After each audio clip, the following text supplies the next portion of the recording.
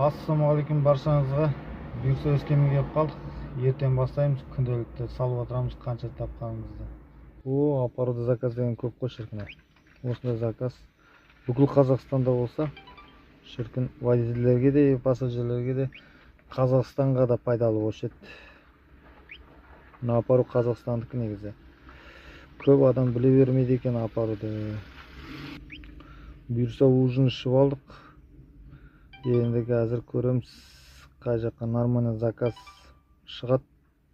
Сол жаққа қарай демалып, бұйырса ертең бірақ бастаймын ғой. И күнделікті шыққан ақшам бәрін полностью салып отырам, күнделікті қанша тапқанымды.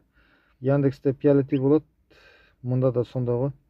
Пиалети сияқты болып тұрады, бірақ бізге көрсетіп тұрады водительге 10%, 20% өзің таңдайсың. Мысалы 20% міне 75 теңге алады. А процент болмаса 60 теңге алады. Сен мына заявканы алып қойып 10 мыңға апар, айландырып, осы 75 теңге алады. Ал сен Яндексте солай алып көр, айландырып 10 мыңға. Бәленбай ақшаңды алып алады, 2000 теңгеңді алып алады ғой, короче. Сондықтан апаруды қолдайық, көп адамдар біле бермейді. Көрсін, Қазақстанда болса қандай шіркін, бүкіл Қазақстанда.